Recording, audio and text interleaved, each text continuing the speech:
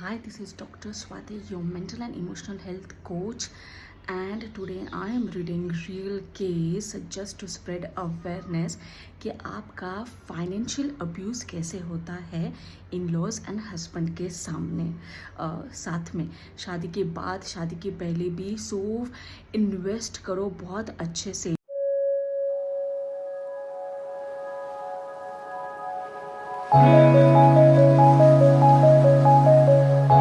Women है ना बहुत ज़्यादा ब्लाइंड हो जाती है प्यार में, भले वो लव मैरिज हो या फिर अरेंज मैरिज।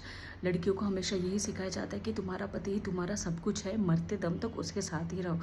उसकी वजह से है ना अपने को लगता है कि अरे यार जो भी मैं कमा रही हूँ वो मुझे वो घर में देना है। लेकिन आज के टाइम पे इमोशनली फूल किसी को भी नहीं बनना चाहिए। We all are highly educated and ये नहीं सोचना चाहिए कि अरे यार इफ़ आई से नो तो फिर मेरा रिलेशनशिप टिकेगा कि नहीं टिकेगा। जो सही बंदा है ना वो बराबर टिकाएगा, और जो गलत बंदा है ना वो आपको जस्ट आप सिर्फ नो बोल के देखिए वो आपको कैसे घर से बाहर निकालता है ना। Reading my case, real case now. So I got married 6 months ago after being in a 10-year relationship. I am very well earning, and before marriage my mother-in-law and I together purchased a flat. Until then everything was fine. Everyone was talking and very nicely to me, but ever since the marriage happened, my in-laws have not been treating me well. They have constantly saying hurtful things, taunting me every day, not leaving a chance. And my husband stays quiet and tells me to ignore it, but I cannot tolerate all this anymore, and it's affecting my career and mental health badly. I used to never get escalation at work, but now it's happening due to household chores. All the time is spent in managing things at home and barely get time to focus on my job. My husband tries to manage both sides sometimes, but I cannot handle this situation any longer. They keep saying things that are hard to bear. My husband is not ready to live separately. I have been talking to him very nicely, sweetly, politely, but he is not ready to stay separately. But now I feel like I want to go back to my parents' house. Please guide me. Hold on. यहाँ पे parents के घर में जाने से पहले दोनों couples को है ना काउंसलिंग के लिए आना चाहिए. बिकॉज क्या होता है ना, थर्ड पार्टी हमेशा है ना डिफरेंसेस क्रिएट करती है, एंड इंटरफेरेंस इतना ज़्यादा रहता है मदर इन लॉ का कि वो शादी बहुत ज़्यादा ना कड़वाहट में बदल जाती हैं, हेट्रेट में आ जाती हैं. एंड यहाँ पे her concerns are real concerns. She did biggest mistake. No one should do this. Financial investment before marriage, after marriage, no. कितना भी आपका पति आपके ऊपर प्यार करें, आपका जितना भी फाइनेंशियल इन्वेस्टमेंट है, whether it's property, assets, FD है, जो भी सेविंग्स है, आपको सेपरेटली करना है, hiding from him. Yes, there are emergencies. If it is a real true relationship, वो एफ डी ब्रेक करो एंड सपोर्ट करो उसको. बट यहाँ पे आपका है ना शोषण हो रहा है ना, आपका यहाँ पे अब्यूज़ हो रहा है. एंड ट्रू कलर्स शादी के बाद सबको पता चलते हैं. Before entering in to the marriage she had already purchased a property with her mother in law. अब को ओनर कौन है, she has not yet replied. मैं तो मुझे उसके बारे में पता नहीं है, ओनर कौन है पता नहीं है, but legally she is trapped.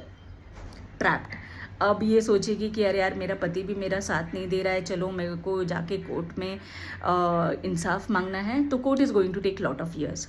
5 से 10 साल आपके उसमें वहीं पे जाते हैं. एंड ये सब में आपकी आइडेंटिटी मिस हो जाती है, आप ना दूसरी शादी कर पाते हो, कुछ भी नहीं कर पाते हो. सो इमोशनली आपने बहुत ज़्यादा वहाँ पे इन्वेस्ट किया, और जहाँ पे आपको लगा कि अरे यार ये तो मेरा लव मैरिज था ना, मेरा पति तो मेरे साथ रहेगा, I have been knowing him completely different. है ना, एक आपको पूरा डिफ्लेक्शन यहाँ पे दिखाई देते कि अरे यार this person was different with me in a relationship and after marriage is a completely different person. वो सिर्फ मम्मा मम्मा करो और जो मम्मा बोल रही है वही करना है। सो फाइनेंशियल इन्वेस्टमेंट्स किसी को भी नहीं करना चाहिए। इट इज़ वेरी वेरी बोलते हैं आज के टाइम पे ना बहुत ज़्यादा खतरनाक हो गया है।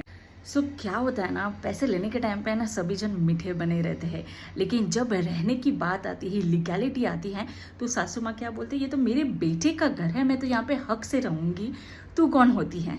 ऐसे सवाल है ना बहुत ज़्यादा चुभते हैं एंड बहुत ज़्यादा डिफ़िकल्ट कर देते हैं कि अरे यार with whom I am staying, this is not my house. मैंने पैसे देने के बाद भी अगर मेरे को इतना सुनना पड़ रहा है तो फिर मैं क्यों रहूँ।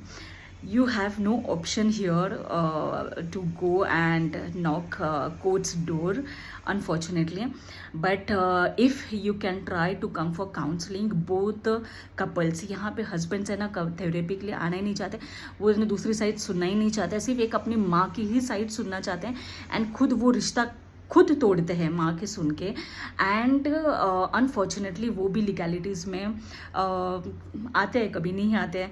सो it is very difficult if he is ready to come for counselling. दोनों को अच्छे से समझा के ये मैटर अभी भी शादी अभी भी टूटी नहीं है। यहाँ पे इफ़ ही सपोर्ट्स कि यार चलो हम शादी रखते हैं, पेरेंट्स भी हम लोग मिलते रहते हैं, हेल्दी रिलेशनशिप्स रखते हैं, फेस्टिवल्स पे जाते हैं, मेडिकल इमरजेंसीज आती है तभी जाते हैं, हम एक दूसरे का ख्याल रखते हैं, फ़ोन पे बात करते रहते हैं, सब कुछ करेंगे हम हमारे पेरेंट्स के लिए। But as an individual couple हमारे भी तो फैमिली स्टार्ट होनी चाहिए। That is what every women wants. इतना पैसा नहीं भी डालते तो भी वो एक वुमेन यही चाहती है कि अरे यार मेरे को मेरे हस्बैंड के साथ रखनी है शादी, क्योंकि शादी दो लोगों की होती है। आज तक ये इंडिया में किसी को समझ में ही नहीं आता है, पूरी की पूरी फैमिली आके फेरे लगाती है, ऐसा नहीं होता है। You are there as a external family people, but वो दोनों को हम आगे बढ़ने नहीं देते हैं। इंडियन पेरेंट्स लाइफ है ना लिटरली हेल क्रिएट करके रखे हैं इंडियन पेरेंट्स ने। सो यस, ये दुनिया है मतलबी, ये दुनिया है पैसे वाली, पैसे के पीछे पड़ने वाली, और ये दुनिया में लोगों को चाहिए कि बहू बहुत ज़्यादा पैसा कमाए और हमारे घर पे लेके आए। वो जब तक पैसा ला रही है तब तक हम उसके साथ अच्छे से रहेंगे, जब तक वो पैसा नहीं लेके आती है तो हम उसको घर से बाहर निकाल देंगे, उसको भगाएंगे कोर्ट के पीछे। मैं तो खुद नहीं पीछे भागूंगा, क्योंकि मोस्ट ऑफ द टाइम्स आदमी खुद कोर्ट जाते ही नहीं है। नोटिस आता है, एक आध डेट ले लेते हैं, उसके बाद तो वो लोग जाते नहीं है। वो कोर्ट में केस उनका पेंडिंग चालू रहता है सालों साल तक। सो यहाँ पे ना बहुत ज़्यादा ट्रैप्ड हुई है वो वुमेन। एंड जितने भी लोग पागल बने फिरे हैं अपने रिलेशनशिप्स में, take a clarity call before going into marriage. इतना ब्लाइंड मत हो जाओ, इतना अननेसेसरीली किसी के ऊपर ट्रस्ट मत करो। है अगर वो अच्छा बंदा तो आपके साथ खड़ा रहेगा और बोलेगा कि mama this is not the way you behave with her, she is my wife. मैं चाहता हूँ कि वो मेरे साथ अच्छे से रहें, आपके साथ अच्छे से रहें, एज अ फैमिली हम लोग साथ में रहें। झगड़े तो होंगे राइट, लेकिन उसको रिजॉल्व भी करेगा हेल्थी रिलेशनशिप वाला, है ना। Take care. अगर आपको लगता है कि आपकी कहानी मैं बताऊं, आपका नाम सीक्रेट रहेगा, हिडन रहेगा, किसी को नहीं पता चलेगा, लेकिन if you want me to spread this awareness, drop me that email मेरे इंस्टाग्राम पे या फिर यूट्यूब पे, and I will tell you आपको क्या करना चाहिए। Take care.